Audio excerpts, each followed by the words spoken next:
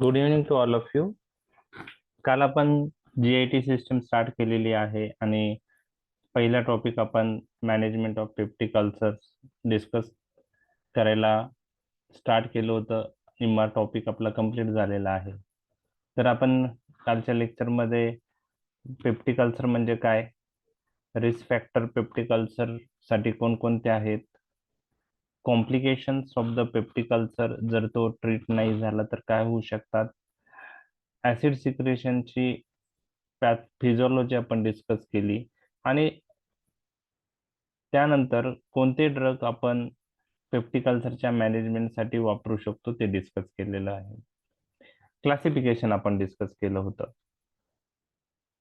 त्यामध्ये जो पहिला ग्रुप आहे, drugs which act by decreasing acid secretion, त्या ग्रुपमध्ये जे 4 सब ग्रुप आहे, H2 अँटागोनिस्ट, अँटीकोलिनर्जिक ड्रग, प्रोस्टॅग्लॅंडिन एनालॉग्स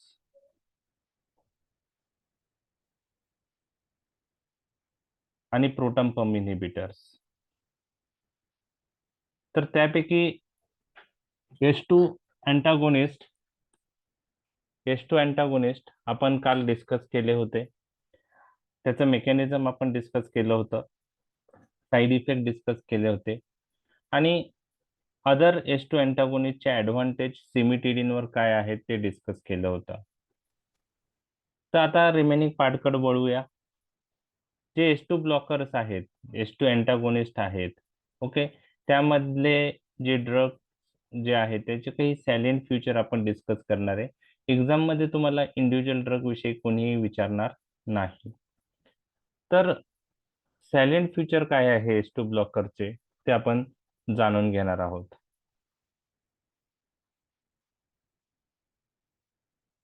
तर सिमिडीन नावाचा जो ड्रग आहे तो सुरुवातीला जो काही काळ यूज केला गेला, परंतु आता सिमिटिडिन आपण यूज करत नाही. त्याचे काही ड्रॉबॅक्स आहे, आपण ते पाहिलेले आहेत. तर हा लेस पोटेंट आहे, त्याच्यामुळे त्याचा डोस जास्त असतो. एंडोक्राइन ऍडव्हर्स इफेक्ट आहे, गायनोकोमॅस्टिया आणि importance in male and galactorrhoea in female. Cimetidine responsible for enzyme inhibition, त्यामुळे सिमिटिडिन बरोबर ड्रग इंटरॅक्शनचे चान्सेस जास्त आहेत. डोस जो आहे 400 मिलीग्रॅम BD किंवा 800 मिलीग्रॅम बीट टाइमला आपण यूज करतो. Ranitidine is more potent than cimetidine. It is 5 times more potent than cimetidine. आणि रिसेंटली तुम्ही जे झॅन्टॅक ब्रँड नेम आहे रॅनिटिडिनचं, त्याच्याबरोबर कॅन्सरची रिस्क डिटेक्ट झाली होती. ऐकलंय तुम्ही ते? झॅन्टॅक नावाचा जो ब्रँड नेम होता, रॅनिटिडिन जे प्रिपरेशन एक कंपनी बनवायची ज्याचं ब्रँड नेम झॅन्टॅक होतं, त्या झॅन्टॅक बरोबर कॅन्सरची रिस्क डिटेक्ट झाली. त्याविषयी तुम्हाला माहिती आहे? हा सर, आता लेटेस्टची न्यूज होती ना करंटली हो, एक करंटली. ओके. हा. तर ते काय झालं की त्या रॅनिटिडिनचं कंटॅमिनेशन एका सबस्टन्स बरोबर झालं, नायट्रोसो डायमिथिलामाइन. आणि तो नायट्रोसो डायमिथिलामाइनला कार्सिनोजेनिक पोटेन्शियल होतं आणि त्याच्यामुळे ती रिस्क डिटेक्ट झाली. म्हणजे तो ऍक्च्युअल रॅनिटिडिन मुळे नव्हती, ठीक आहे. तर त्याचं कंटॅमिनेशन ज्या सबस्टन्स मुळे झालं बरोबर झालं, डायमिथिलामाइन नायट्रोसो डायमिथिलामाइन, त्या सबस्टन्समुळे ती कॅन्सरची रिस्क डिटेक्ट झाली. तर त्यानंतर तो प्रॉब्लेम सॉल्व्ह झाला. तर 5 टाइम्स मोर पोटेंट आहे रॅनिटिडिन. डोस 150 मिलीग्रॅम BD किंवा 300 मिलीग्रॅम OD आहे. रॅन्टॅक 150 तुम्हाला सर्वांना माहिती आहे. फॅमोटिडिन हा टॉपसीड 40 ब्रँड आहे, त्याच्यातला एक ब्रँड टॉपसीड आहे. बाकी खूप सारे ब्रँड फॅमोटिडिनचे आहे. तर फॅमोटिडिन हा रॅनिटिडिन पेक्षा जास्त पोटेंट आहे. म्हणजे रॅन्टॅकचा 150, याचा डोस अजून कमी असणार. ओके. आणि डोस जो आहे 20 मिलीग्रॅम BD किंवा 40 मिलीग्रॅम OD आहे. तर OD मिसप्लेस झाले, त्यात मिसिंग आहे. OD 40 milligram OD. आता नवीन जे H2 ब्लॉकर्स आले त्यामध्ये रोक्झाटिडिन आहे. हा 2 टाइम्स मोर पोटेंट आहे रॅनिटिडिन पेक्षा. 75 मिलीग्रॅम बीडी किंवा 150 मिलीग्रॅम ओडी डोस आहे. लॅफ्युटिडिन जो आहे हा जपानमध्ये डेव्हलप झाला आणि तो जपान आणि इंडियामध्ये मार्केट होतो. लॅफ्युटिडिनला एक काही ऍडिशनल ऍक्शन आहे. लॅफ्युटिडिन H2 रिसेप्टर तर ब्लॉक करतो, पण त्याचबरोबर नायट्रिक ऑक्साईड प्रोडक्शन तो वाढवतो आणि आपण पाहिला नायट्रिक ऑक्साईड हा डिफेन्सिव्ह फॅक्टर मध्ये येतो.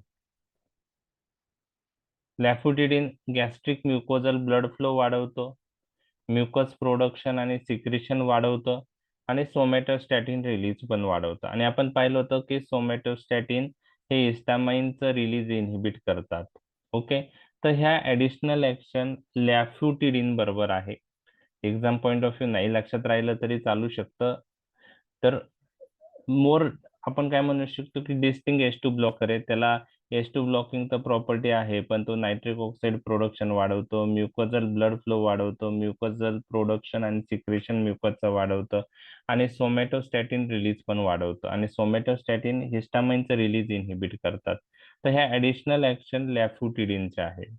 तर हे सगळे सॅलियंट फ्युचर H2 ब्लॉकरचे आपण डिस्कस केलेले आहेत.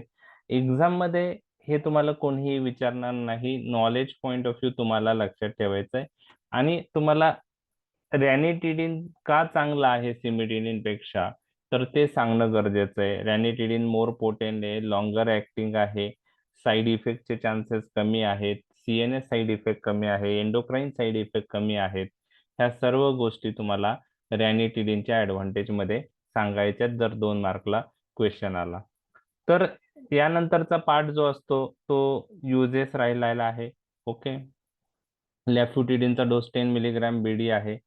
तर H2 ब्लॉकरचे युजेस, आता प्रोटॉन पंप इन्हिबिटर आणि H2 ब्लॉकरचे युजेस सर्वांचे जवळजवळ सारखेच आहे या दोन्ही ग्रुपचे आणि लॉंग क्वेश्चनच्या पार्टला युजेस विचारले जातात.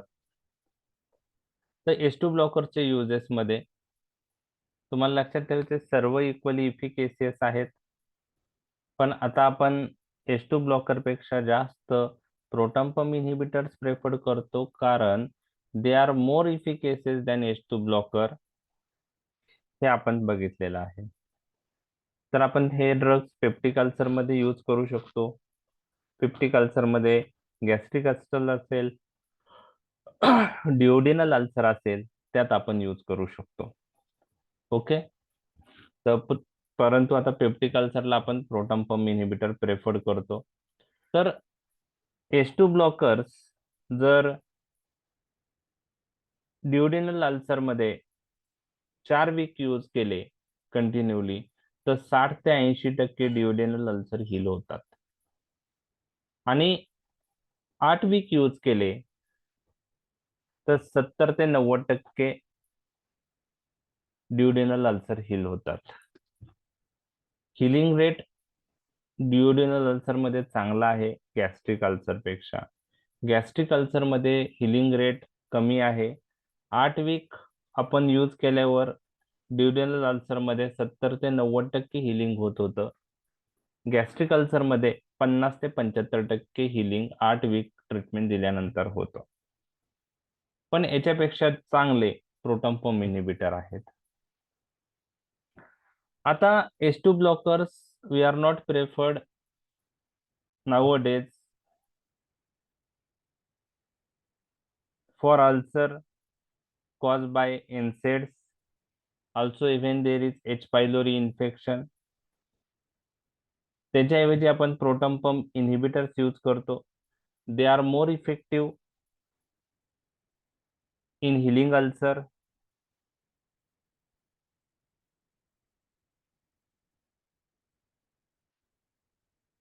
तर पेप्टिक अल्सर हा पहिला यूज आहे. त्यामध्ये गॅस्ट्रिक अल्सर आणि डिओडिनल अल्सर. तुम्हाला त्यात मेन्शन करायचं की 4 to 8 treatment, 4 to 8 weeks treatment usually we use. ते तुम्हाला मेन्शन करायचं H2 ब्लॉकर पेक्षा आणि they are less efficacious than proton pump inhibitor. आता non ulcer dyspepsia, peptic ulcer सोडून बाकी काही यूज आहे. Non ulcer dyspepsia. Non ulcer dyspepsia ही अशी कंडिशन आहे की त्यामध्ये अल्सर डेव्हलप नसतो झालेला, पण ॲबनॉर्मल ऍसिड जे आहे ते सिक्रिस्ट होत राहतं, त्यामुळं अप्पर स्टमक डिस्कम्फर्ट असतो, इपिगॅस्ट्रिक रिजन मध्ये पेन असतं, ब्लोटिंग सेन्सेशन असतं, ॲब्डोमिनल फुलनेस असतं, थोडं नॉशिया सारखं डेव्हलप होतं, नॉशिया डेव्हलप होतो. ओके, तर त्याला आपण नॉन अल्सर डिस्पेप्सिया असं म्हणतो. Okay, so characterise by abdominal fullness, gas, bloating sensation, pain, nausea, early satiety is there. Okay, so we can use H2 blocker or we can use proton pump inhibitor, and both are equally efficacious in this case. तर non ulcer डिस्पेसिया मध्ये efficacy wise H2 blocker आणि PPI दोन्ही equally इफिकेसियस आहे. तिसरं, when there is bleeding from stress ulcer, erosive gastritis, त्यामध्येही आपण हे drug use करू शकतो. तर स्ट्रेसफुल काही सिच्युएशन असतात, त्यामध्ये हिपॅटिक कोमा आहे, बर्न आहे, सिव्हिअर बर्न असेल, सिव्हिअर ट्रोमा असेल, प्रोलॉंग सर्जरी असेल, प्रोलॉंग इंटेन्सिव्ह केअर असेल, रिनल फेल्युअर पेशंट असेल, ॲस्पेक्झिया न्यूओनॅटोरम असेल, तर ह्या सर्व स्ट्रेसफुल कंडिशन, ॲक्यूट स्ट्रेसफुल सिच्युएशनमध्ये गॅस्ट्रिक इरोजन आणि ब्लिडिंगची रिस्क असते. तर अशा पेशंटला ज्यांना ब्लिडिंग आहे स्ट्रेस अल्सरमुळं किंवा इरोजिव्ह गॅस्ट्रायटिसमुळं, तर आपण H2 ब्लॉकर यूज करतो. तर युजेसमध्ये काय होतं, मुख्यतः तुम्हाला पेप्टिक अल्सर लक्षात राहतं. पेप्टिक अल्सर सोडून काय लिहायचं ते लक्षात राहत नाही. म्हणजे बाकीचे युजेस पण तुम्हाला क्लिअर झाले पाहिजे. तुम्ही इन्युमरेट केले तरी चालू शकता, पण पेप्टिक अल्सरमध्ये डिओडिनल अल्सर, गॅस्ट्रिक अल्सर संपले युजेस, याच्या पुढे आठवत नाही. तर मग काय काय आपल्याला लिहायचंय ते तुम्हाला लक्षात ठेवायचं. Non ulcer dyspepsia, bleeding from stress ulcer and erosive gastritis. Okay, हे तुम्हाला लिहायचं आहे. तर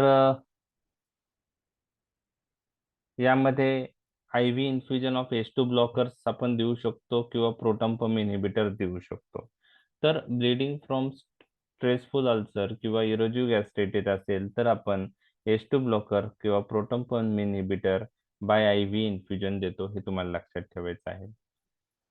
GERD ह्या कंडिशनमध्येही आपण H2 ब्लॉकर देतो, त्याच्यापेक्षा चांगलं प्रोटॉन पंप इन्हिबिटर आहे. तर माइल्ड स्टेजमध्ये स्टेज 1 GERD असेल, गॅस्ट्रोइसोफेजियल रिफ्लक्स डिसीज, त्यामध्ये आपण यूज करतो. ओके, त्यानंतर prophylaxis of aspiration pneumonia,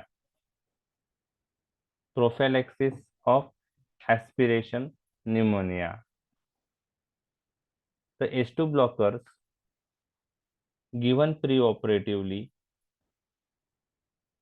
reduce the risk of aspiration of acidic gastric content during anesthesia and surgery. तर ऍस्पिरेशन निमोनिया होऊ नये म्हणून प्रोफॅलेक्सिस पॉइंट ऑफ व्ह्यू आपण H2 ब्लॉकर्स यूज करतो. त्यानंतर हा जो यूज आहे हा H2 ब्लॉकर बरोबर आहे, पण प्रोटॉन पंप इन्हिबिटर बरोबर नाही.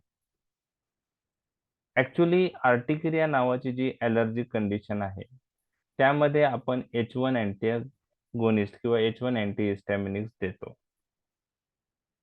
परंतु ज्या पेशंटला H1 अँटीहिस्टॅमिनिक्सनी ॲडिक्वेट रिस्पॉन्स मिळालेला नाही, अशा आर्टिकेरियाच्या केसमध्ये आपण H2 blocker as a adjuvant to H1 antagonist देऊ शकतो. तर हा यूज तुम्ही H2 ब्लॉकर बरोबर मेन्शन करू शकता, पण प्रोटॉन पंप इन्हिबिटर बरोबर तो नाही. तर हे झाले युजेस ऑफ H2 ब्लॉकर. मग त्यात पेप्टिक अल्सर बघितलं, त्यात तुम्हाला gastric ulcer, duodenal ulcer mention करायचं आहे.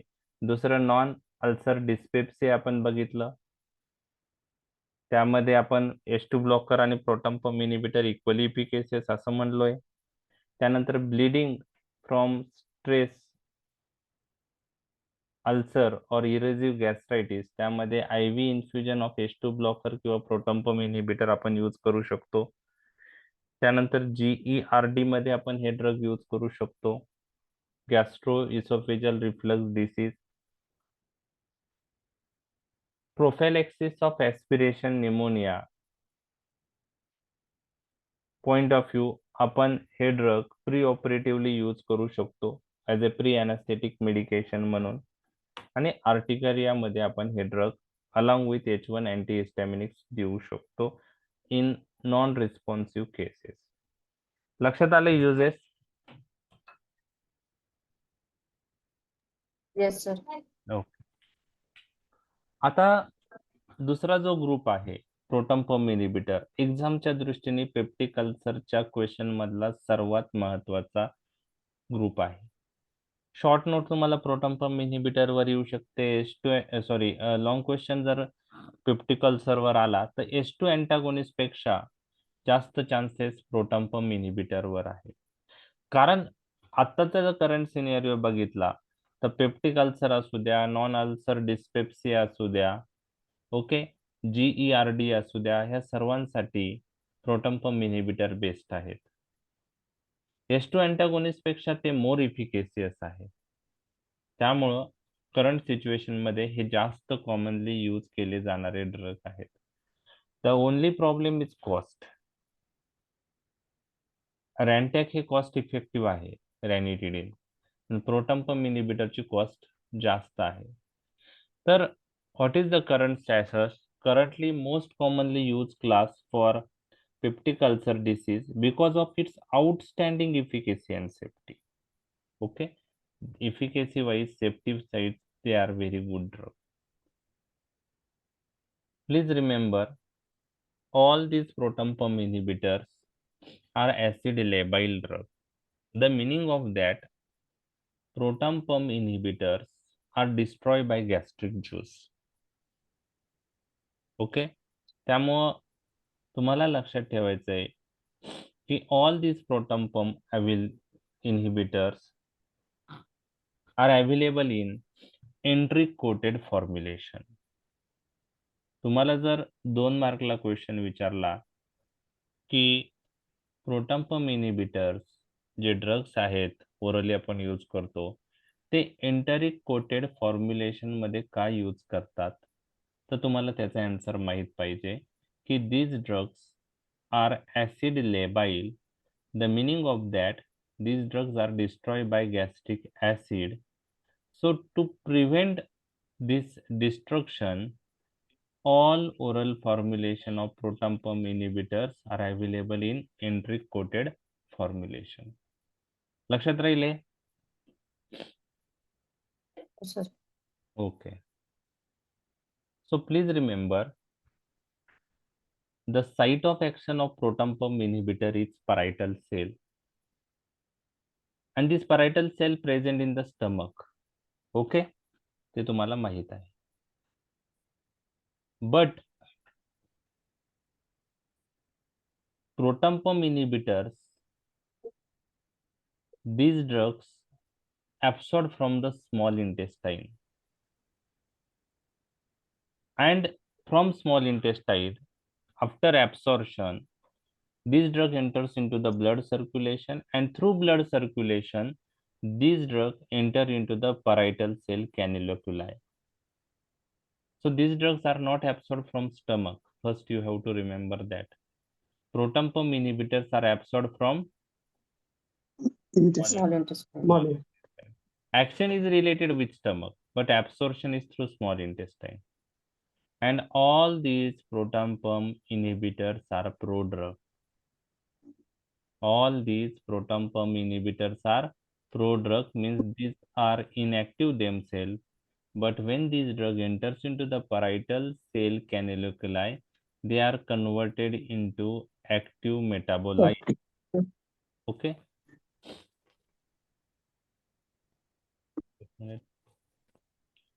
So these drugs converted into sulfonamide and sulfonic acid sulfonamide cation, okay, and that responsible for the action. So all proton pump inhibitors are prodrugs. हे तुम्हाला लक्षात ठेवायचं आहे. ओके. तर coming to the mechanism of action, एका line मध्ये तुम्ही mechanism mention करू शकतात. नावातच आहे, these drugs act by inhibiting proton pump, also called as H plus K plus ATPase pump. Okay. तर प्रोटॉन पंपलाच दुसरं नाव आहे H plus K plus ATPase pump, and all these drugs inhibit proton pump irreversibly. That also you have to remember. Proton pump inhibitors proton pump reversibly inhibit करतात का इररिव्हर्सिबली? त्याचा answer आहे इररिव्हर्सिबली. याचा अर्थ आहे की एकदा प्रोटॉन पंप इनहिबिट झाला या ड्रगनी तर पूर्ण त्याच्या लाईफ स्पॅन पर्यंत तो इनहिबिट राहतो. प्रोटॉन पंपचा जो लाईफ स्पॅन असेल. मग ऍसिड सिक्रेशन साठी नवीन प्रोटॉन पंप फॉर्म व्हावा लागतात आणि मग ऍसिड सिक्रेशन होतं. त्यामुळं ह्या ड्रगची ड्युरेशन ऑफ ऍक्शन जास्त आहे. With single dose 24 hour acid secretion suppress होऊ शकतं. लक्षात आलं? तर proton pump inhibitors inhibit proton pump irreversibly. लक्षात आलं तुमच्या हे मेकॅनिझम? आता मी एक फ्लो चार्ट काढलेला आहे. तुम्हाला जर मेकॅनिझम एका लाईन मध्ये मेन्शन केली तुम्ही तरी चालू शकतं. एक्झामच्या वेळेस क्लिअर आठवत नाही, तुम्ही नावावरून जरी लिहिलं की these drugs act by inhibiting proton pump irreversibly and decrease acid secretion, एवढं जरी लिहिलं तरी चालू शकतं. पण आता फ्लो चार्ट मध्ये जर आपण ती ऍक्शन आता मी डिस्कस करतोय डिटेल मध्ये, तर ती ऍक्शन मी तुमच्याशी डिस्कस करत आहे. आता हा फ्लो चार्ट लक्षात ठेवायला सोपा आहे, काही अवघड नाहीये. Okay. So proton pump inhibitors available in enteric coated formation. So enteric coated drug taken orally. Okay. So due to use of drug in enteric coated formulation, this drug will not destroy by gastric juice in the stomach, and drug from stomach then enters into the small intestine. In small intestine, in presence of alkaline pH, there is dissolving of the enteric coating. So enteric coating dissolved during their passage through alkaline intestinal lumen. So in intestine, there is dissolving of enteric coating and drug is released, and that drug is absorbed into the blood circulation, and that drug reaches to the parietal cell canaliculi. म्हणजे small intestine मधून हे drug absorb होतं blood circulation मध्ये आणि blood circulation मधून कुठं reach होतं parietal sale कॅनेलिक्युलाय मध्ये. आता कॅनेलिक्युलाय मध्ये ऍसिडिक एन्व्हायरमेंट असतो आणि इन ऍसिडिक एन्व्हायरमेंट हा बेसिक ड्रग आयोनाइज फॉर्म मध्ये कन्वर्ट होतो. त्याच्यामुळे तो तिथंच राहतो, ट्रॅप होतो तिथं. आयोनाइज फॉर्म डिफ्युजेबल नाहीये, आपण जनरल फार्मॅक मध्ये बघितलंय. So in acidic environment of parietal cell canaliculi, this drug gets ionized, and due to that, there is no back diffusion of the drug, and drug is trapped in parietal cell. So we have discussed in parietal cell there is acidic environment. So in acidic pH, when pH is less than 5 in the parietal cell, at acidic pH in the parietal cell, these drugs convert into active form by molecular rearrangement, and this drug is converted into sulfenamide and sulfenic acid cation. मी तुम्हाला सांगितलं की proton pump inhibitors जे आहेत ते pro drug आहेत, तर ते parietal cell मध्ये ऍक्टिव्ह फॉर्म मध्ये कन्वर्ट होतात आणि तो ऍक्टिव्ह फॉर्म कोणता आहे? Sulfenamide and sulfenic acid cation. This sulfenamide and sulfenic acid cation covalently bind with SH group of H plus K plus ATPase pump किंवा H plus K plus ATPase enzyme पण म्हणतात त्यालाच proton pump असंही म्हणतात. So this activated form of the drug means sulfenamide sulfenic acid cations bind with SH group of the proton pump and inhibit proton pump irreversibly, and due to that acid secretion is decreased. ओके, तर हा flow chart तुमच्या लक्षात आलाय का? हो sir. Okay, एक Sir, मिनिट. inactivate this pump irreversibly. Yes, active sulfenamide inactive मध्ये फॉर्म होतात. नाही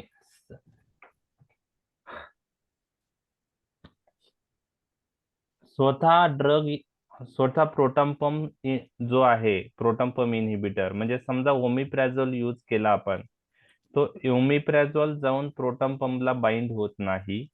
ओमिप्रेझोल स्वतः इनऍक्टिव्ह आहे, बरोबर आहे, आणि तो परायटल सेल मध्ये ऍक्टिव्ह फॉर्म मध्ये कन्वर्ट होतो.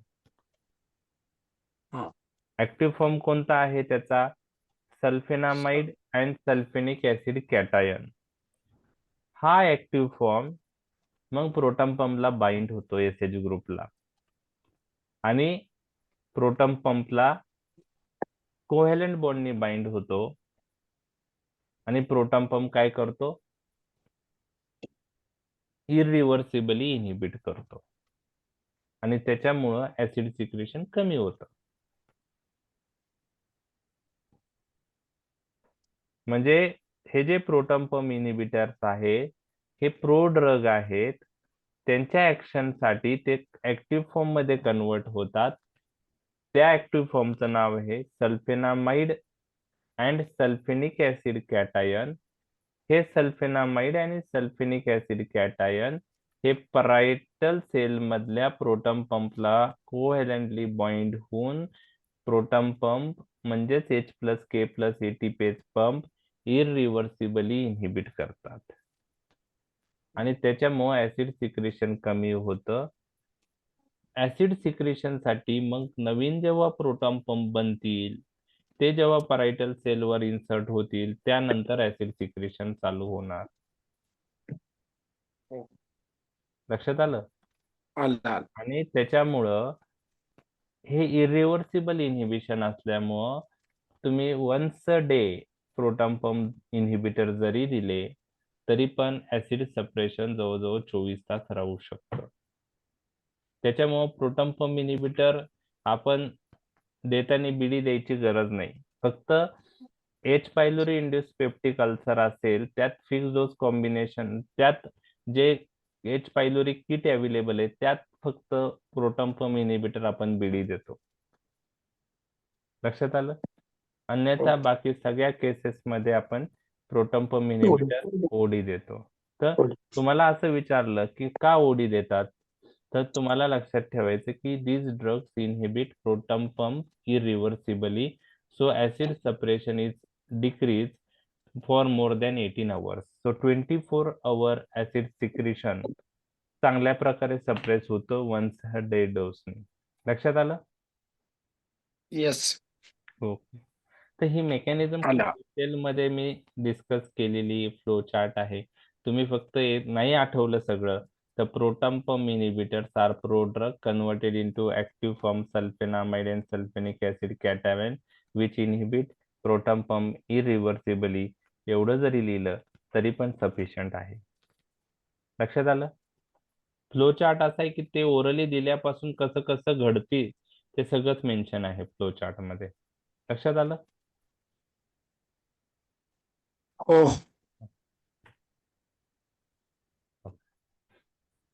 आता प्रोटॉन पंप, आता त्याचे काही सॅलियंट फ्युचर आपण पाहणार आहोत. अजून एक इम्पॉर्टंट पॉईंट तुम्हाला सर्वांना माहित आहे की प्रोटॉन पंप इनहिबिटर आपण काही खाण्याच्या अगोदर अर्धा ते 1 तास द्यायला पाहिजे, बरोबर आहे? तर ते तुम्हाला सर्वांना माहित आहे. फक्त ते तसेच का देतात ते आपण डिस्कस करणार आहोत. त्याचं कारण आज आपण डिस्कस करणार आहोत, बरोबर? The proton pump inhibitors are powerful inhibitor of gastric acid secretion and these drugs inhibit acid secretion due to any secretogogues. कारण हे final pathway of acid secretion block करतात.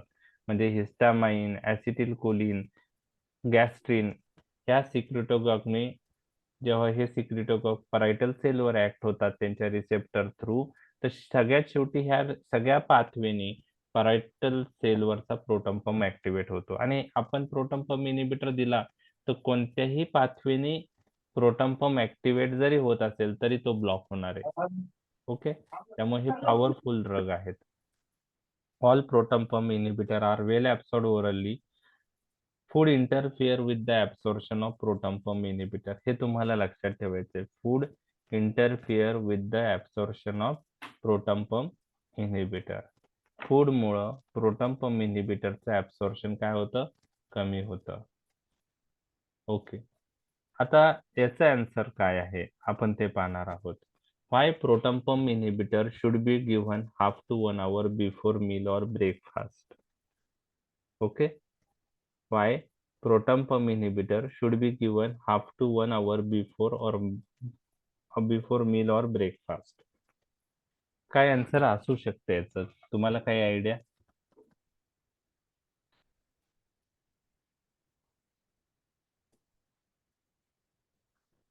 आपण half to 1 hour before meal का देतो? For good absorption. Absorption. Very good. For good absorption point of view this is okay. तर आपण पाहिलं food interfere with the absorption of proton pump inhibitor. फूडमुळे proton pump इनिबिटरचं absorption काय होतं? कमी होतं. म्हणून मग आपण म्हणलोय की ते अर्धा ते 1 तास जेवणा अगोदर द्या, बरोबर? मग असं का नाही म्हणलो की आपण ते एम्प्टी स्टमक घ्यायचं, अर्धा ते 1 तासाने जेवायची गरज आहे का नाही, बरोबर? समजा प्रोटॉन पंप इनिबिटर घेतलं आणि खाल्लंच नाही तर ऍब्सॉर्प्शन होईल का चांगलं? येस, कारण फूड नाहीये. म्हणजे फूड नसल्यामुळं फूड आपण देत नाही म्हणजे ऍब्सॉर्प्शन चांगलं होणार आहे एम्प्टी स्टमक दिलं तरी.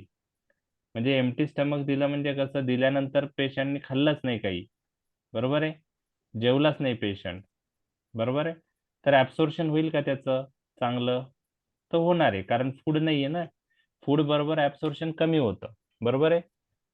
म्हणजे एम्प्टी स्टमक दिलं, फास्टिंग स्टेट मध्ये पेशंट राहिला तरी पण ऍब्सॉर्प्शन होणार आहे का नाही? Yes or no? होणार आहे.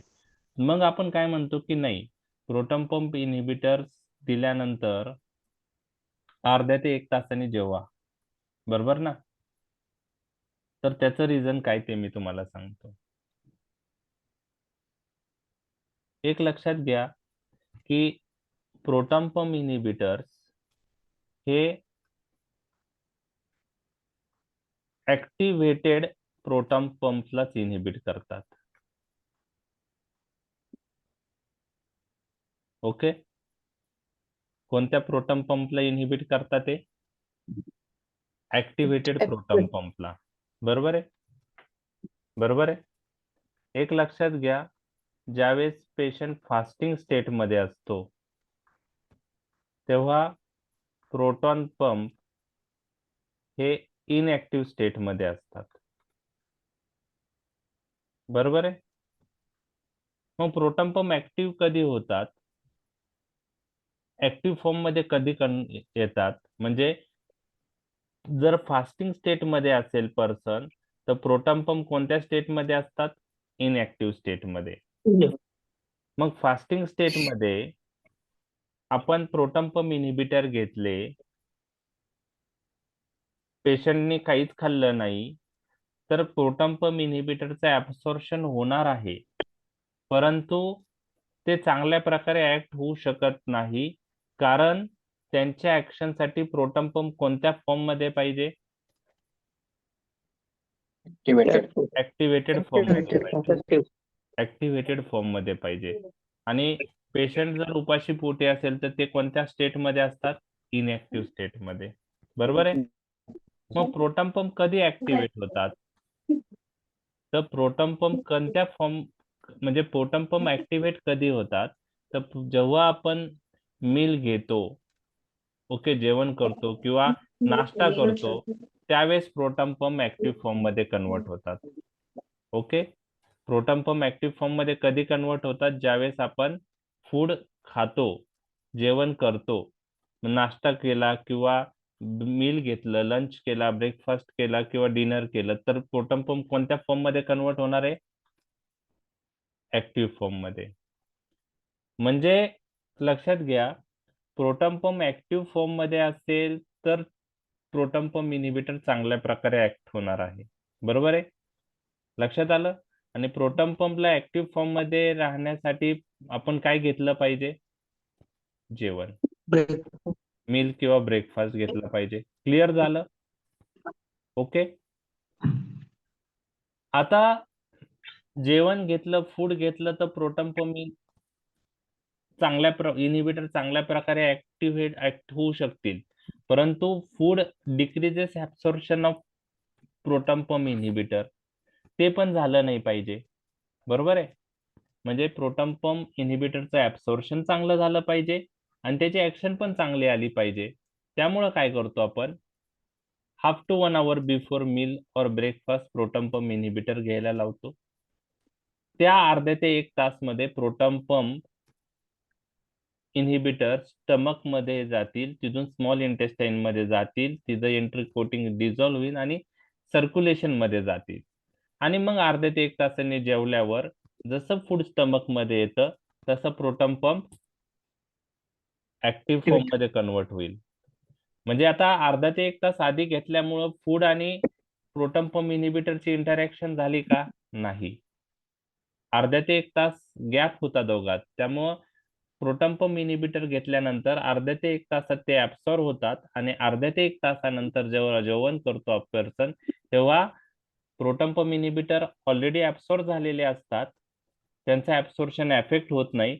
परंतु जे फूड घेतलं त्यांनी प्रोटॉन पंप कोणत्या फॉर्म मध्ये कन्वर्ट होईल, ऍक्टिव्ह फॉर्म मध्ये, आणि त्याच्यावर प्रोटॉन पंप इन्हिबिटर चांगल्या प्रकारे ऍक्ट होऊ शकतात. म्हणून आपण proton pump inhibitor 1/2 to 1 hour before meal किंवा ब्रेकफास्ट देतो. लक्षात आलं तुमच्या?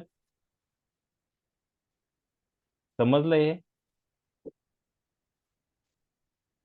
येस. ओके, तर तेच पहा, proton pump inhibitors mainly inhibit proton pumps which are in active state. हे तुम्हाला लक्षात आलं. In the fasting state, only 10% proton pumps are in active state.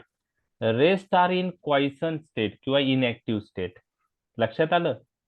Fasting state मध्ये फक्त किती % प्रोटॉन पंप ऍक्टिव्ह फॉर्म मध्ये असतात, 10%. 10%. बाकीचे सगळे क्वाइसंट स्टेट मध्ये असतात. आणि proton pumps become activated only after food. बरोबर आहे, मग प्रोटॉन पंप ऍक्टिव्ह फॉर्म मध्ये राहण्यासाठी फूड घेणं गरजेचं आहे. पण फूड प्रोटॉन पंप इन्हिबिटरचं ऍब्सॉर्प्शन डिले करू शकतं, ऍब्सॉर्प्शन एफेक्ट करू शकतो. म्हणून ते अवॉइड करण्यासाठी आपण ते 1/2 to 1 hour बिफोर मील देतो, जेणेकरून ऍब्सॉर्प्शन पण व्यवस्थित होईल आणि प्रोटॉन पंप पण ऍक्टिव्हेट होईल. So food interfere with absorption of proton pump inhibitor. So for this reason, proton pump inhibitors given 1/2 to 1 hour पाहिजे, 1/2 to 1 hour before meal, so that they can act on active proton pump and also the absorption of proton pump inhibitor will not affected by food. लक्षात आलं हे? जर 2 मार्कला आलं तर लिहिता येईल तुम्हाला? हो सर. ओके, ठीक आहे. प्रोटॉन पंप इन्हिबिटरचे ऍडव्हर्स इफेक्ट. तर लॉंग क्वेश्चन मध्ये जो पार्ट प्रोटॉन पंप इन्हिबिटर विषयी खूप जणांना आठवत नाही, तो आहे प्रोटॉन पंप इन्हिबिटरचे adverse effect.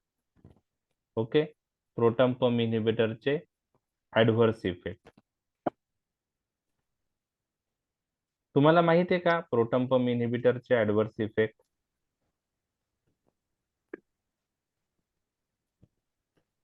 Erectile dysfunction. Diarrhoea sir. Okay. Erectile dysfunction, very good. Okay. Diarrhoea. B12 deficiency. Okay. B12 deficiency. Okay. iron deficiency. Iron deficiency. Okay. Okay. B12 deficiency आहे. Okay. Iron deficiency. Okay. अजून कॅल्शियमचं absorption पण effect होतं. मग कसली risk वाढू शकते? Osteoporosis fracture. Yes. Osteoporosis fracture. Okay. तर तुम्हाला सर्वांना माहित आहे ते ऍडव्हर्स इफेक्ट. ओके. आता नॉन स्पेसिफिक ऍडव्हर्स इफेक्ट आपल्याला पाठच करावं लागतात. ठीक आहे. तर क्वाईट सेफ ड्रग आहे. रेअरली डायरिया, हेडेक, ॲब्डोमिनल पेन होतं. H2 ब्लॉकर डायरिया किंवा कॉन्स्टिपेशन करतात, ते पण हेडेक करतात. ओके. ॲट्रोपिक गॅस्ट्रायटिस काही पेशंटमध्ये होतं. इरेक्टाईल डिस्फंक्शन, गायनेकोमेस्टिया काही पेशंटमध्ये दिसून येतं, मेल पेशंटमध्ये. Accelerated osteoporosis due to decrease calcium absorption आणि व्हिटॅमिन B12 डिफिशियन्सी ही होऊ शकते. रेअर आहे. हायपोक्लोरायड्रिया, काही पेशंटमध्ये हायपोक्लोरायड्रिया ही होऊ शकतं. ओके. हायपोक्लोरायड्रिया. तर हे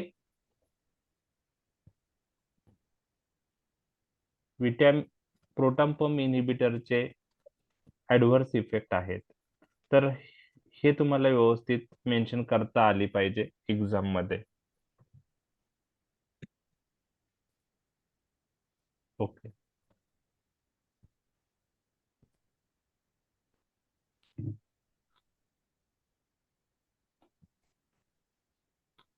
सो ऍसिड इनिबिशन जे आहे प्रोटॉन पंप इनिबिटरचं जवळजवळ 24 आवर्स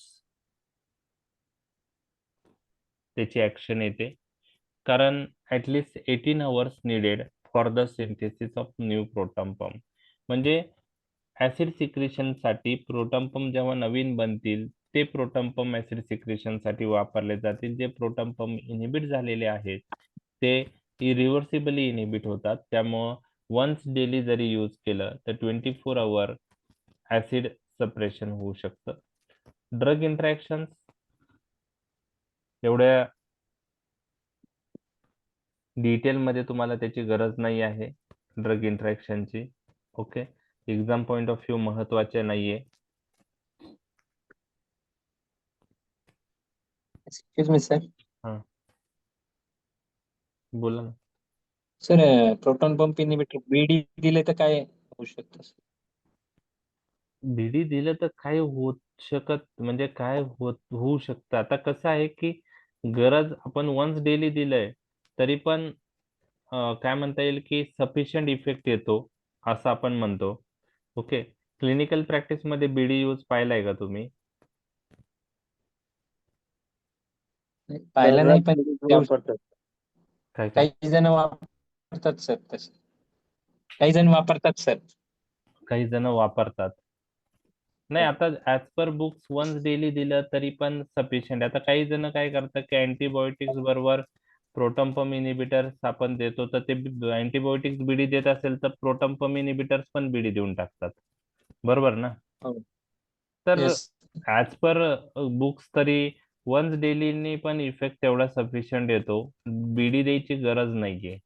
आता हे ऍज पर काय म्हणता येईल की जे इफेक्ट त्याचे दिसून आलेत, रिसर्च मध्ये दिसून आले की 24 तासापर्यंत ऍसिड सिक्रेशन चांगल्या प्रकारे वन्स डेली डोसनी कमी होतं. बरोबर आहे. तर बीडी द्यायची Yes, sir. त्याची गरज नाही असं गाईडलाईन सांगतात. तर आता क्लिनिकल सिनेरिओ मध्ये काही ठिकाणी बीडी पण देत असतील, पण बीडी नाही दिले, ओडी दिले तरी तुमचा चांगल्या प्रकारे इफेक्ट येतो. हे माझं सांगणं आहे तुम्हाला की वन्स डेली दिलं तरी सफिशियंट आहे. पण ठीक. तर आता क्लिनिकल सिनेरिओ मध्ये थोडेफार चेंज असतो, थोडेफार काय म्हणता येईल की गाईडलाईन्स सोडून क्लिनिकल सिनेरिओ किंवा क्लिनिकल पॉइंट ऑफ व्ह्यू करताना थोडेफार चेंजेस असतात. काही गाईडलाईन्सला काय म्हणता येईल की फॉलो करतात, काही जण नाही करत. तर आणि कसं होतं की प्रमोट कसं होतं फार्मास्युटिकल इंडस्ट्रीकडून, त्याच्यानुसार पण त्याचा यूज तसा होतो. पण बुक्समध्ये तरी वन्स डेली सफिशियंट आहे असं मेन्शन आहे, आणि एक्झाममध्ये जरी आलं तरी वन्स डेली लिहिलं तर ते तुमचं मोर ॲप्रोप्रिएट असणार आहे. ठीक आहे. Okay sir. Okay sir. आता ड्रग इंटरॅक्शन मध्ये जी महत्वाची इंटरॅक्शन जी आहे ती ऑलरेडी मी तुमच्याशी डिस्कस केलेली आहे. ओके. डिस्प्ले ओमिप्रेझोल आणि क्लोपिडोग्रिल. डिस्प्ले तर हा जो क्लोपिडोग्रिल आहे हा रक्त पातळ होण्यासाठी वापरला जाणारा ड्रग आहे. ओके. अँटीप्लेटलेट ड्रग म्हणून तो यूज होतो. ऍस्पिरिन बरोबर कंबाईन करतात, किंवा ऍस्पिरिन जिथं कॉन्ट्रा इंडिकेटेड आहे ते क्लोपिडोग्रिल आपण यूज करू शकतो. हा एडीपी रिसेप्टर अँटॅगोनिस्ट ड्रग आहे क्लोपिडोग्रिल, आणि हा ड्रग प्रो ड्रग आहे. म्हणजे तो स्वतः इनऍक्टिव्ह आहे आणि बॉडीमध्ये गेल्यावर कोणत्या फॉर्म मध्ये कन्वर्ट होतो, ऍक्टिव्ह. आणि त्यासाठी 2C19 एन्झाईमची गरज असते. हा एक मायक्रोझोमल एन्झाईम आहे CYP2C19, आणि ओमिप्रेझोल हा CYP2C19 एन्झाईमला इनहिबिट करतो. ओमिप्रेझोल जर बरोबर जास्त दिवस दिलं, ठीक आहे, ओमिप्रेझोल जर क्लोपिडोग्रिल बरोबर जास्त दिवस दिलं तर काय होऊ शकतं, तर क्लोपिडोग्रिलची ऍक्शन येणार नाही. क्लोपिडोग्रिल ऍक्टिव्ह फॉर्म मध्ये कन्वर्ट होणार नाही. अँटीप्लेटलेट इफेक्ट क्लोपिडोग्रिलचा येणार नाही, कारण ओमिप्रेझोल काय करतोय, कोणता मायक्रोझोमल एन्झाईमला इनहिबिट करतोय, 2C19. 19. ओके. लक्षात आलं? लक्षात आलं? मग त्याच्याऐवजी पॅन्टो किंवा रॅबी यूज करू शकतो आपण, त्याचा मिनिमल इम्पॅक्ट आहे ह्या एन्झाईमवर. ओके. ठीक आहे.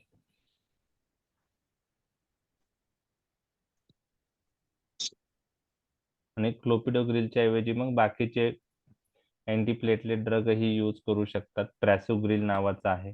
ओके. ठीक आहे.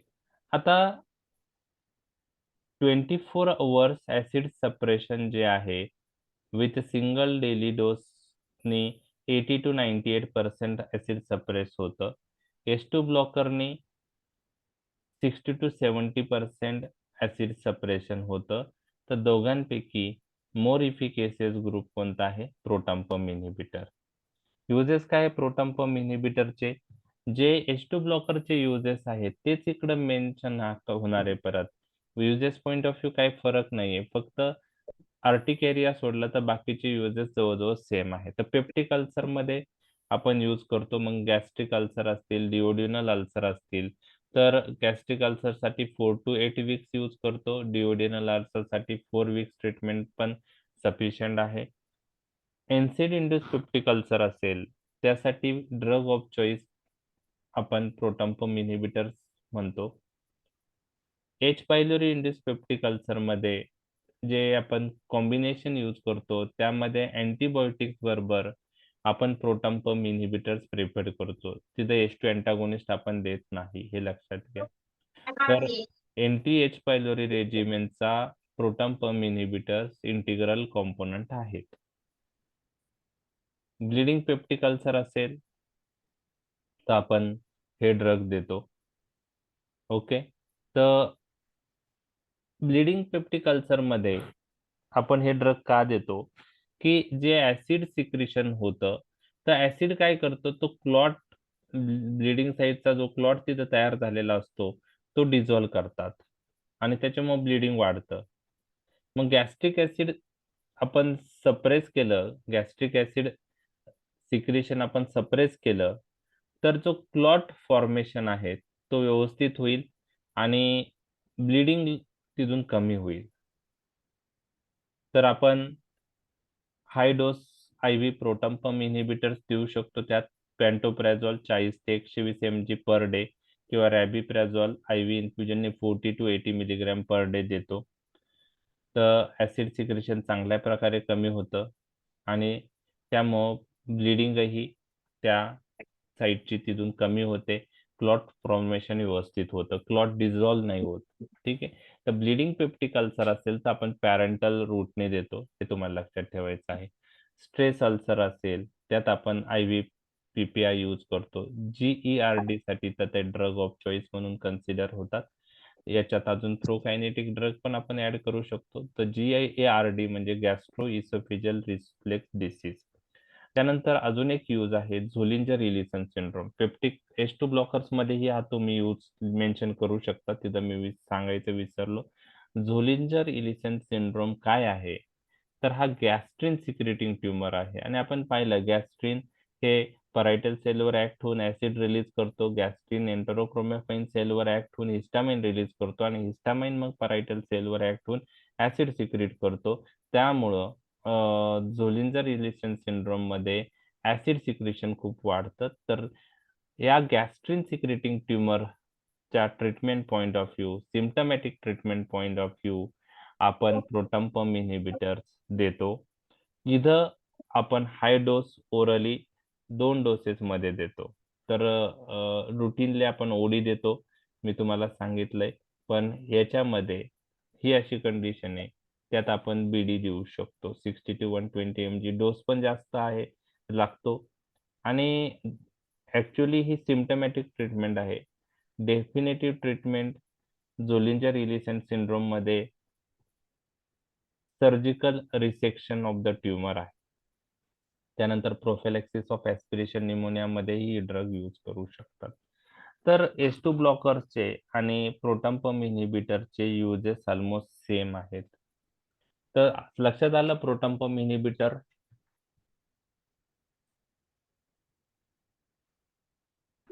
Yes sir.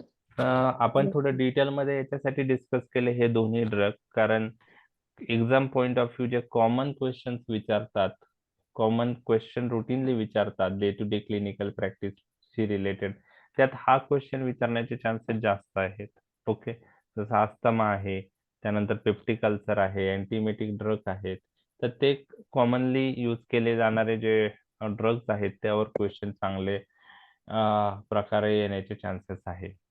आता ऍसिड सिक्रेशन कमी करणारे 2 ग्रुप आपण पाहिलेत, H2 ब्लॉकर्स आणि प्रोटॉन पंप इन्हिबिटर. आता 2 ग्रुप बाकी आहेत, अँटीकोलिनर्जिक ड्रग आणि प्रोस्टॅग्लॅन्डिन एनालॉग्स. तर अँटीकोलिनर्जिक ड्रग मध्ये क्लासिफिकेशन मध्ये कोणते ड्रग आपण डिस्कस केले होते?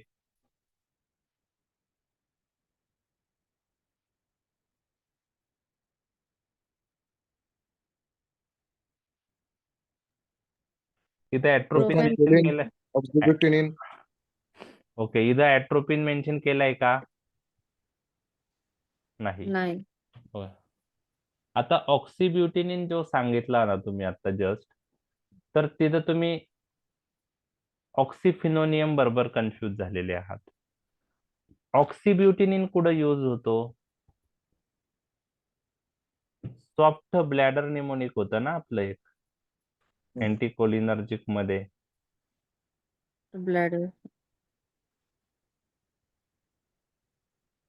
ओके. सॉफ्ट ब्लॅडर हा कॅपिटल D आहे. तर याला आपण व्हसायको सिलेक्टिव्ह अँटीकोलिनर्जिक ड्रग म्हणतो. जे ओव्हर ऍक्टिव्ह ब्लॅडर असतात, ओके, ज्याच्यात एन्युरेसिस आहे, ओव्हर ऍक्टिव्ह ब्लॅडर आहे, युरिनरी अर्जन्सी आहेत, तर अँटीकोलिनर्जिक ड्रग दिल्याने टेट्रोजल मसल रिलॅक्स होतात, स्फिंक्टर कॉन्ट्रॅक्ट होतं. तर आपण ऍट्रोपिनच्या ऐवजी हे व्हसायको सिलेक्टिव्ह अँटीकोलिनर्जिक ड्रग यूज करतो. बरोबर आहे. त्यामध्ये कोणकोणते ड्रग आहे आठवत आहे? सॉफ्ट ब्लॅडर, कोण सांगू शकेल सॉफ्ट ब्लॅडरचे सगळे ड्रग? अँटीकोलिनर्जिक ड्रग झालेत ना आपले? टॅम्सोल्युसिन. नाही. ठीक आहे, तुम्ही प्रयत्न करा. आपण जे चुकतंय ना ते तुमच्या लाईफ लॉंग लक्षात राहील काय चुकतंय. त्यामुळं आन्सर देताना चुकलं तरी पण आन्सर द्यायचा प्रयत्न करा. इथं चुकलं तर चालेल. जे sir answer oxybutynin okay. Oxybutynin O वरून होतं. आणि फ्लॅवोक्झेट फ्लोरिपेनासिन okay. Flavoxate, solifenacin. Okay. T कॅरिफेनासिन डेरी कॅरिफेनासिन ओके. डी वरून डेरिफेनासिन आणि टी वरून टॉलटेरोडिन. Tolterodine okay. तर सॉफ्ट ब्लॅडर वरून व्हसायको सिलेक्टिव्ह ड्रग आहे. तर ते ऑक्सिब्युटिनिन जे आहे ते सॉफ्ट ब्लॅडरशी रिलेटेड व्हसायको सिलेक्टिव्ह ड्रग आहे. ब्लॅडरच्या कंडिशन मध्ये यूज होतं. अँटीकोलिनर्जिक पॉइंट ऑफ व्ह्यू ऑक्सिफिनोनियम आहे. ऑक्सिफिनोनियम. आणि टॅम्सोलोसिन नावाचा जो ड्रग आहे हा कोणत्या ग्रुपचा आहे?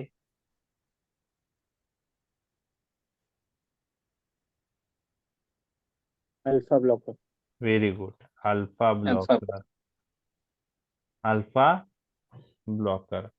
आणि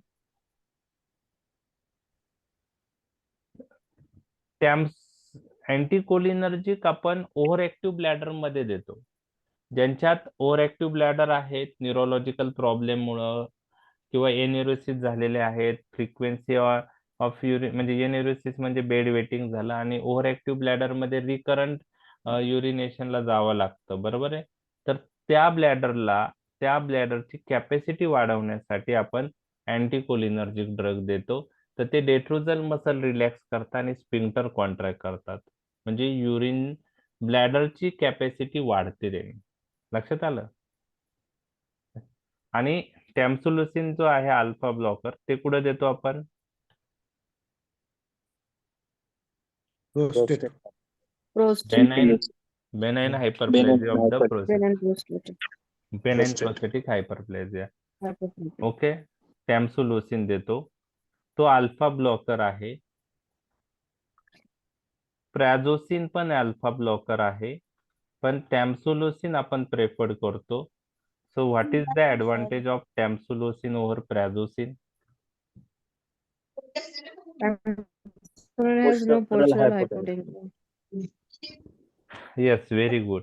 टॅम्सुलोसिन आणि प्रॅझोसिन हे दोन्ही बेनाइन हायपरप्लेजिया प्रोस्टेट मध्ये उपयुक्त आहे. ते अल्फा ब्लॉकिंग ऍक्शन मुळे जे स्पिंक्टर आहे, ट्रायगोन आहे ब्लॅडरचा आणि प्रोस्टेट मसल आहे ते रिलॅक्स होतात आणि त्याच्यामुळं पेशंटचे सिम्पटम्स इम्प्रूव्ह होतात. प्रॅझोसिन आणि टॅम्सुलोसिन मध्ये आपण टॅम्सुलोसिन प्रेफर्ड करतो कारण टॅम्सुलोसिन पोस्चरल हायपोटेन्शन करत नाही. प्रॅझोसिनचा ड्रॉबॅक जो आहे तो पोस्चरल हायपोटेन्शन आहे, त्यालाच फर्स्ट डोस इफेक्ट असं म्हणतात. त्यामुळे tamsulosin is preferred over prazosin. Okay. Okay. आणि अजून कोणता ड्रग यूज करतात टॅम्सुलोसिन बरोबर कॉम्बिनेशन मध्ये? याने येस येस. एक तर फिनास्टेराइड यूज करू शकतो किंवा अजून एक नाव तुम्ही सांगितलं ड्युटास्टेराइड. तर टॅम्सुलोसिन सिम्पटमॅटिक इम्प्रूव्हमेंट करतं, पण जी ग्रोथ असते प्रोस्टेटची ती काही ते कमी करत नाही. प्रोस्टेटची जी साईज आहे ती कमी करण्यासाठी फिनास्टेराइड किंवा ड्युटास्टेराइड नावाचा ड्रग यूज केला जातो. तो कसा ऍक्ट होतो?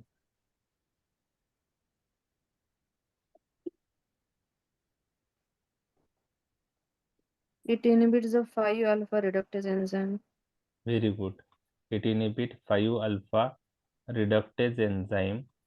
त्यामुळं टेस्टेस्टोरॉनचं कन्व्हर्जन डायहायड्रोटेस्टेस्टोरॉन मध्ये होत नाही. तो ऍक्टिव्ह फॉर्म आहे टेस्टेस्टोरॉनचा, तो अँड्रोजेनिक रिसेप्टरवर ऍक्ट होतो आणि ते रिझन असतं प्रोस्टेटची साईज वाढण्याचं. तर तुम्हाला मग डायहायड्रोटेस्टेस्टोरॉनचं फॉर्मेशन कमी करायचंय टेस्टेस्टोरॉन पासून, तर हा एन्झाईम ह्या कन्व्हर्जनसाठी लागतो. तर हा एन्झाईम इनिबिट करणारा ड्रग दिला तर टेस्टोस्टेरॉनचं कन्व्हर्जन डायहायड्रोटेस्टोस्टेरॉन मध्ये होणार नाही आणि त्याच्यामुळं अँड्रोजेनिक इफेक्ट जो आहे तो येणार नाही. डायहायड्रोटेस्टोस्टेरॉन बनला नाही तर आणि त्याच्यामुळं साईज ऑफ द प्रोस्टेट कमी होईल. तर टॅम्सुलोसिन पण क्लिअर झाले इथं. फिनास्टेरॉइड एक ड्रग क्लिअर झालं तुमचं आणि त्याचबरोबर तुमचं अँटीकोलिनर्जिक सॉफ्ट ब्लॅडर परत एकदा रिवाईज झालं. आता कोणते ड्रग अँटीकोलिनर्जिक सुरुवातीच्या काळात पेप्टिक अल्सर मध्ये यूज केले गेले, आता यूज नाही करत आपण. ओके, तर ह्याच्यामध्ये प्रोपॅनथॅलिन आहे, प्रोपॅनथॅलिन, ऑक्सिफिनोनियम हे हे नॉन सिलेक्टिव्ह अँटीकोलिनर्जिक आहे. म्हणजे ते M1 रिसेप्टर पण ब्लॉक करतात आणि M3 रिसेप्टर पण ब्लॉक करतात आणि काही M1 सिलेक्टिव्ह ब्लॉकर पण आहेत आणि त्यांचं नाव आहे पायरेनझिपाइन आणि टेलिनझिपाइन. तर प्रोपॅनथॅलिन, ऑक्सिफिनोनियम, पायरेनझिपाइन आणि टेलिनझिपाइन हे अँटीकोलिनर्जिक ड्रग आहेत जे peptic ulcer point of view आपण सुरुवातीला यूज करायचो. तर हे कसे ऍक्ट होतील तर तुम्हाला सांगता येईल? ऍसिड सिक्रेशन कसे कमी करतील तर M3 रिसेप्टर कोणत्या सेलवर होते? वॅगल टोन कमी कर. M3 रिसेप्टर हे परायटल सेलवर होते आणि M1 रिसेप्टर जे आहे ते एंटेरोक्रोमॅफाइन लाईक सेलवर होते. एंटेरोक्रोमॅफाइन लाईक सेल काय रिलीज करतात? हिस्टामाइन. ओके, आणि हिस्टामाइन परायटल सेलवर कोणत्या रिसेप्टरवर ऍक्ट होतं? H2 receptor.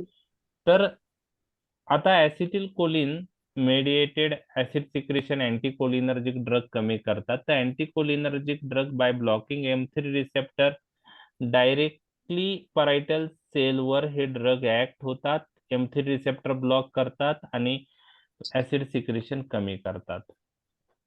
जे M1 ब्लॉकिंग ऍक्शन आहे तर anticholinergic drug M1 receptor block करून एंटेरोक्रोमॅफाइन सेल मधलं हिस्टामाइन रिलीज कमी करतात आणि हिस्टामाइन मेडिएटेड परायटल सेलवर जी ऍक्शन आहे H2 रिसेप्टर थ्रू ते ऍक्शन त्यामुळं होणार नाही.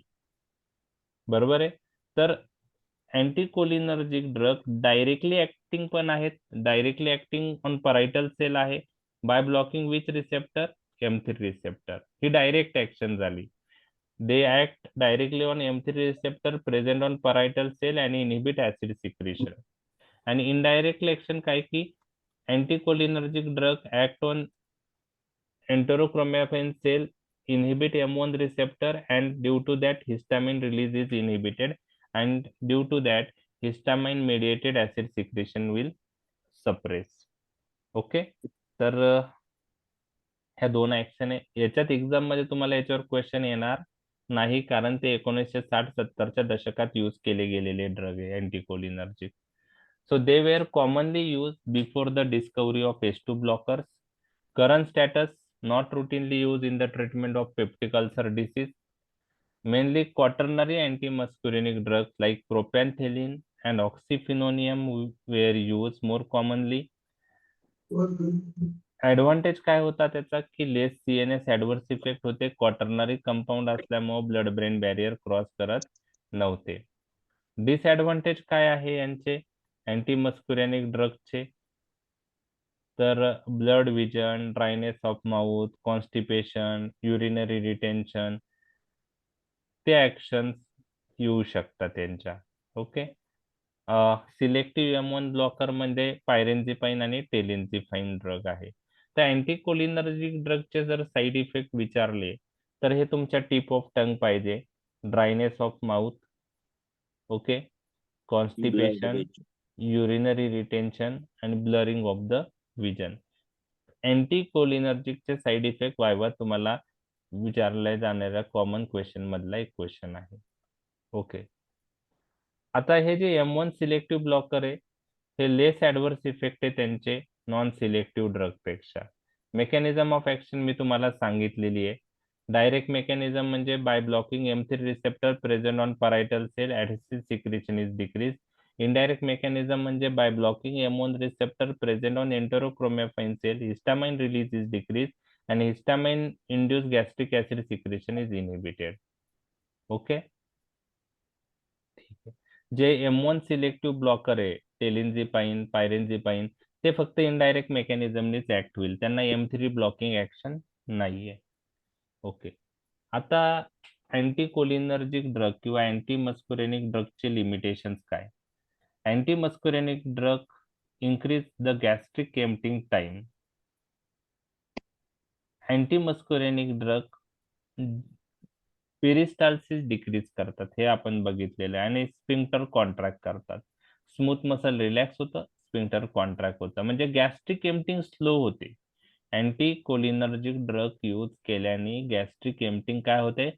स्लो होते. याचा अर्थ स्टमक मधून कंटेंट स्मॉल इंटेस्टाइन मध्ये स्लो जातं, त्याच्यामुळं they prolong the exposure of ulcer bed to gastric acid.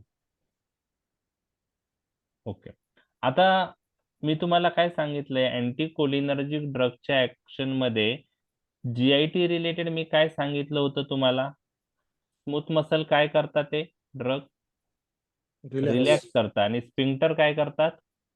Contract. मग त्यात कोणते स्पिंक्टर सांगितले ते? पायलोरिक स्पिंक्टर, इलिओस्फिकल स्पिंक्टर आणि एनल स्पिंक्टर. आता त्यावेळेस मी जे मेन जे ऍक्शन आहे ती तुमच्याशी डिस्कस केली होती, स्मूथ मसल रिलॅक्सेशन आणि constriction of the pyloric sphincter, इलिओस्फिंक्टर स्पिंक्टर आणि एनल स्पिंक्टर, हे मी तुमच्याशी डिस्कस केलेलं होतं. परंतु एक्सेप्शन जे आहे ते मी तुमच्याशी डिस्कस केलं नव्हतं. हे ड्रग पायलोरिक स्पिंक्टर, इलिओस्फिकल स्पिंक्टर आणि एनल स्पिंक्टर कॉन्स्ट्रिक्ट करतात, परंतु एक स्पिंक्टर असा आहे तो रिलॅक्स करता, आणि त्या स्पिंक्टरचं नाव आहे इसोफेजियल स्पिंक्टर.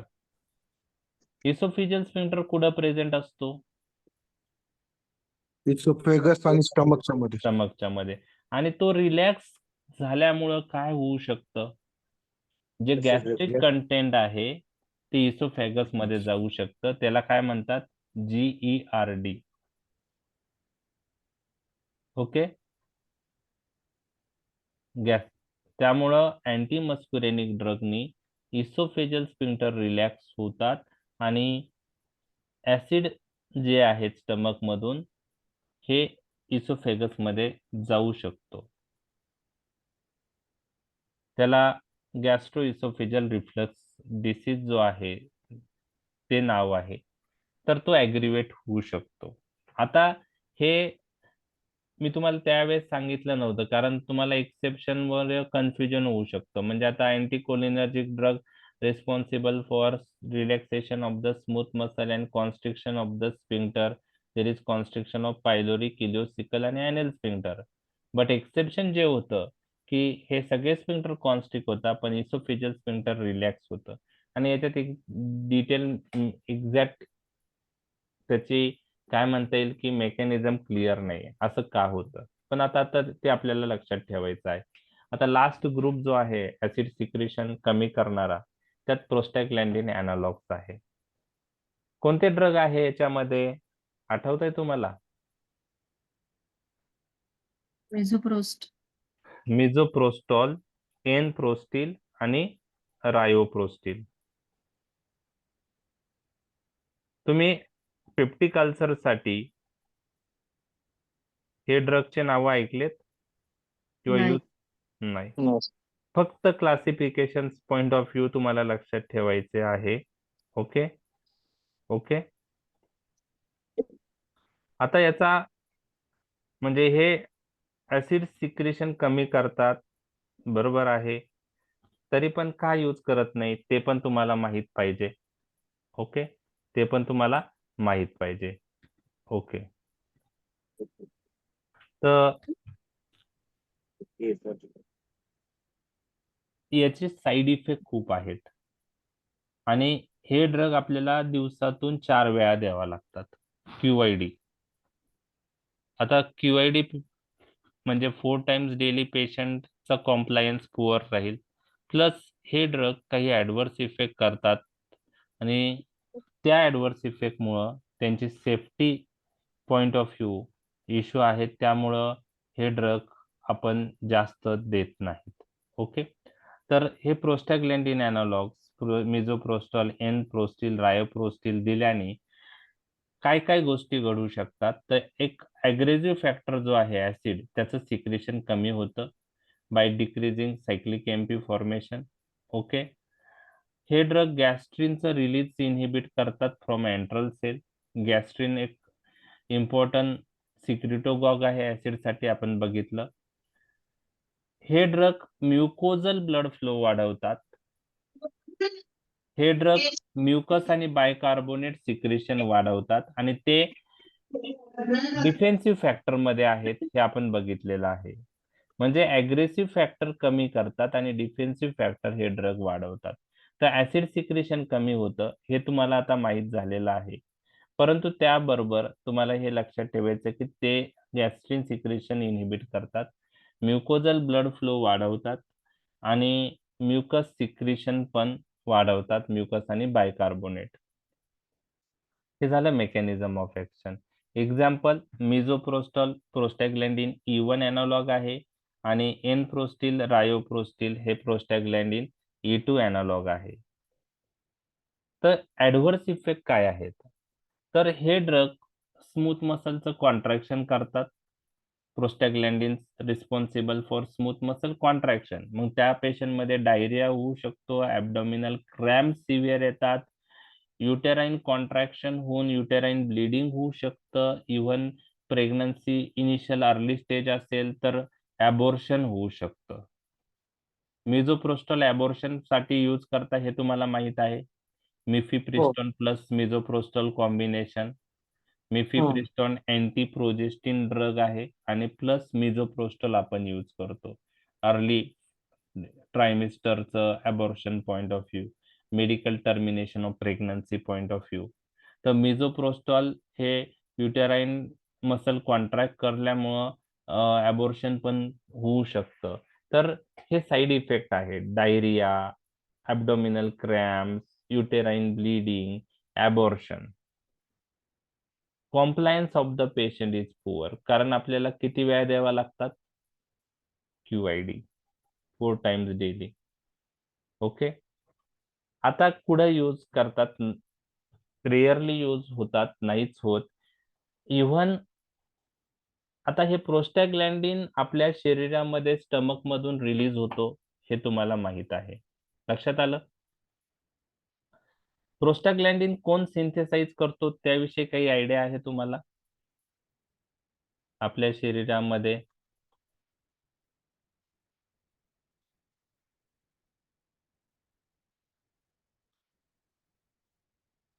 प्रोस्टॅग्लॅन्डिन कशापासून सिंथेसाइज होतं आपल्या शरीरामध्ये? तर arachidonic acid. Arachidonic acid prostaglandin synthesis करतो. त्यासाठी एक एन्झाईम लागतं. ते एन्झाईम कोणतं आहे? COX. What is the long form of COX? Cyclooxygenase enzyme. Cyclooxygenase enzyme, बरोबर आहे. आणि ॲरेचिडोनिक ऍसिड ल्युकोट्राईन पण सिंथेसिस करतो आणि त्याच्यासाठी कोणता पाथवे लागतो? लायपोऑक्सिजनेज. आणि एन्झाईम लागतं लायपोऑक्सिजनेज एन्झाईम. तर आपल्या शरीरामध्ये जे प्रोस्टॅग्लॅन्डिन्स तयार होतात, म्हणजे प्रोस्टॅग्लॅन्डिन आपल्या शरीरात तयार होतात आणि ते लोकल हार्मोन म्हणून ऍक्ट होतात, ऑटोकॉइड म्हणून ऍक्ट होतात. वेगवेगळ्या साईटवर प्रोस्टॅग्लॅन्डिनची सिंथेसिस असते. त्यात मी डिटेलमध्ये जाणार नाही. फक्त तुम्हाला काय लक्षात ठेवायचंय, त्यासाठी कोणता एन्झाईम लागतो? कॉक्स एन्झाईम, बरोबर आहे. यामध्ये कॉक्स एन्झाईमचे टाइप्स आहे. कॉक्स 1 म्हणजे सायक्लोऑक्सिजनेज 2, सायक्लोऑक्सिजनेज 1, सायक्लोऑक्सिजनेज 2 आणि कॉक्स हा कॉक्स 1चाच नवीन फॉर्म आहे. तर सायक्लोऑक्सिजनेज एन्झाईमचे प्रकार तुम्हाला लक्षात आले? COX 1, COX 2, COX 3. ओके, लक्षात आलं? ओके. आता हे जे प्रोस्टॅग्लॅन्डिन्स आहेत, तर ते स्टमक मध्ये तयार होतात आणि जे स्टमक मध्ये प्रोस्टॅग्लॅन्डिन तयार होतात, ते कॉक्स एन्झाईमनी तयार होतात. बरोबर आहे? त्यात कोणत्या कॉक्सनी तयार होतात? तर कॉक्स 1 एन्झाईमने. कोणत्या? कॉक्स 1 एन्झाईमने. सायक्लोऑक्सिजनेज 1. बरोबर आहे? आणि जे स्टमक मध्ये प्रोस्टॅग्लॅन्डिन तयार होतात, हे हाऊस कीपिंग फंक्शनसाठी महत्वाचे आहे. हे प्रोस्टॅग्लॅन्डिन पेप्टिक अल्सर होऊ नये म्हणून प्रोटेक्टिव्ह आहेत का नाही? आहेत. आहेत. हे प्रोस्टॅग्लॅन्डिन पेप्टिक अल्सर होऊ देत नाहीत. नाहीत. कारण हे ऍसिड सिक्रेशन कमी करतात, हे गॅस्ट्रिन सिक्रेशन कमी करतात आणि हे म्युकोजल ब्लड फ्लो वाढवतात, म्युकस सिक्रेशन वाढवतात. त्यामुळे हे प्रोटेक्टिव्ह इन नेचर आहे. बरोबर आहे? आपण जे ड्रग यूज करतो ते प्रोस्टॅग्लॅन्डिन सारखे ऍक्ट होणारे ड्रग आहे म्हणून त्यांना प्रोस्टॅग्लॅन्डिन एनालॉग्स म्हणतात. मिझोप्रोस्टाल, एनप्रोस्टिल, रायोप्रोस्टिल. आणि ह्या प्रोस्टॅग्लॅन्डिनचे प्रकार आहे E2, D2, F2 अल्फा, खूप सारे नाव आहेत ते आपण ऑटोकॉइड्स मध्ये पाहणार आहे. तर जे लोकल स्टमक मध्ये प्रोस्टॅग्लॅन्डिन तयार होतं त्यासाठी कोणता एन्झाईम लागतो? कॉक्स 1, 2 मधला कॉक्स 1. कॉक्स 1. आणि तुम्हाला हे कॉक्स 2 एन्झाईम जो आहे ना, त्याने जे प्रोस्टॅग्लॅन्डिन बनतं, ते प्रोस्टॅग्लॅन्डिन फीवर इंड्यूस करू शकतं, पेन इंड्यूस करू शकतो आणि इन्फ्लामेशन इंड्यूस करू शकतात. मग जर आपण कॉक्स एन्झाईम इनहिबिट करणारे ड्रग दिले, तर प्रोस्टॅग्लॅन्डिन सिंथेसिस काय होईल? कमी होईल. आणि त्याच्यामुळं या ड्रगला काय म्हणतात ते पण सांगतो तुम्हाला. Non steroidal anti inflammatory drugs, NSAIDs. मग एनसेड्स आपण कशात यूज करू शकतो? पेन, फीवर आणि inflammation point of view use करू शकतो. परंतु जर आपण असे एनसेड्स दिले जे कॉक्स 1 पण इनहिबिट करेल, कॉक्स 2 पण इनहिबिट करेल, तर पेन, फीवर, इन्फ्लामेशन कमी होईल कारण कॉक्स 2 इनहिबिट होत आहे. बरोबर आहे? परंतु कॉक्स 1 इनहिबिट झाल्यामुळं स्टमक मधली प्रोस्टॅग्लॅन्डिन सिंथेसिस काय होईल? कमी होईल. आणि त्याच्यामुळं non steroidal anti inflammatory drug जास्त दिवस दिले तर काय होऊ शकतं मग? Peptic ulcer. Ulcer, peptic ulcer. आणि हे नॉन सिलेक्टिव्ह कॉक्स 2 इनहिबिटर बरोबर होऊ शकतो. आता हे ओव्हरकम करण्यासाठी काही सिलेक्टिव्ह कॉक्स 2 इनहिबिटर मार्केटमध्ये आलेत. त्याला आपण कॉक्सिब ग्रुप म्हणतो. टेलिकॉक्सिब, इटोरोकॉक्सिब ऐकलेत ना? ओके. त्याचा ऍडव्हान्टेज काय आहे? की हे ड्रग सिलेक्टिव्हली कॉक्स 2 इनहिबिट करतात. त्यामुळं पेन, फीवर, इन्फ्लामेशन त्यांनी कमी होईल. हे ड्रग कॉक्स 1 इनहिबिट करत नाही. त्यामुळं पेप्टिक अल्सरची रिस्क ह्या ड्रग बरोबर कमी होईल. Selective COX 2 inhibitor. मग एनसेड मध्ये जर आपल्याला ज्या पेशंटला पेप्टिक अल्सरची हिस्ट्री आहे त्यात एनसेड यूज करायचा असेल तर आपण कोणता ग्रुप यूज केला पाहिजे? Selective COX 2 inhibitor. तर non selective COX inhibitor use केला जो कॉक्स 1 ला पण इनहिबिट करेल, कॉक्स 2 ला इनहिबिट करेल, तर त्यांनी पेन, फीवर, इन्फ्लामेशन कमी होईल. पण जास्त दिवस यूज केला तर पेप्टिक अल्सरची रिस्क वाढते. लक्षात आलं? आता एखाद्या पेशंटला एनसेड मुळे पेप्टिक अल्सर डेव्हलप झाला, मग आयडियली ह्या पेशंटला ट्रीट करायला काय यूज केला पाहिजे? प्रोस्टॅग्लॅन्डिन एनालॉग्स. कारण प्रोस्टॅग्लॅन्डिन कमी झाल्यामुळे झालाय ना तो. पण तरी सुद्धा एनसेड इंड्यूस पेप्टिक अल्सरच्या पेशंटला आपण प्रोस्टॅग्लॅन्डिन एनालॉग्स नाही देत कारण त्याचे साईड इफेक्ट खूप आहे. त्याच्याऐवजी आपण प्रोटॉन पंप इनिबिटरच यूज करतो. लक्षात आलं? लक्षात आलं? कारण त्याचं वन्स डेली डोस इफेक्टिव्ह आहे आणि साईड इफेक्ट कमी आहे, सेफ्टी प्रोफाईल चांगला आहे. तर तेच आहे, though they are found effective in NSAID और smoking induce peptic ulcer, proton pump inhibitors are preferred over them. का? कारण प्रोटॉन पंप इनिबिटरचा कॉम्प्लायन्स चांगला आहे, वन्स डेली इफेक्टिव्ह आहे आणि प्रोस्टॅग्लॅन्डिन अॅनालॉग्स आपल्याला QID द्यावं लागतं आणि साईड इफेक्ट प्रोस्टॅग्लॅन्डिन अॅनालॉगचे जास्त आहेत. ओके ओके अरे एक मिनिट. ओके ठीक आहे. याच्यानंतरचा पार्ट आपण उद्या डिस्कस करूया. आपण पहिला ग्रुप पूर्ण 4ही ग्रुप डिस्कस झालेले आहेत. ठीक आहे. काही पार्ट आपण बाकी ड्रगचा पण इथं कम्पेअर करतोय, जेणेकरून तुम्हाला थोडं कम्पॅरिझन पण लक्षात आलं पाहिजे आणि आधीचे ड्रग पण थोडे परत आपण डिस्कस करतो, कारण मग ते तुम्हाला थोडं रिवाइज होतं. तर आपण उद्या राहिलेला पेप्टिक अल्सरचा पार्ट बघणार आहोत. त्यात तुम्हाला अँटी विषयी जाणून घ्यायचं आहे. त्यामध्ये आपण जे ॲल्युमिनियम हायड्रॉक्साईड आणि मॅग्नेशियम हायड्रॉक्साईड कॉम्बिनेशन यूज करतो. तर अँटॅसिड मध्ये आपण हे 2 अँटॅसिड एकत्र देण्याचा उद्देश काय? दोन्हींचे ऍक्शन सेमच आहे, ऍसिड न्यूट्रलायझिंग, बरोबर आहे. तर ॲल्युमिनियम हायड्रॉक्साईड आणि मॅग्नेशियम हायड्रॉक्साईड असं प्रत्येक अँटीऍसिडचं सिरप बघा, जेलुसिल घ्या, म्युकेनजेल घ्या, त्यात काय आहे की कॉम्बिनेशन आहे ॲल्युमिनियम हायड्रॉक्साईड आणि मॅग्नेशियम हायड्रॉक्साईड आणि त्याच्याबरोबर अजून सायमेथिकॉन पण आहे. तर तुम्हाला होमवर्क असं आहे की हे कॉम्बिनेशन आपण काय यूज करतो, ॲल्युमिनियम हायड्रॉक्साईड मॅग्नेशियम हायड्रॉक्साईड एकत्र देण्याचे फायदे काय, बरोबर आहे. आणि प्लस सायमेथिकॉनचा काय रोल आहे, त्याला मिथिल पॉलिसिलॉक्झन पण म्हणतात. ओके. तर त्याचा काय रोल आहे ते एक जाणून घ्यायचंय. त्यानंतर अल्सर हिलिंग एजंट मध्ये सुक्राल्फेट नावाचा ड्रग तुम्हाला माहित आहे सर्वांना, ठीक आहे. ऐकलंय तुम्ही हो सुक्राल्फेट? सर. ओके. Yes. तर तर सुक्राल्फेट कसा ऍक्ट होतो आणि सुक्राल्फेट आणि अँटॅसिड आपण एकत्र देऊ शकतो का नाही,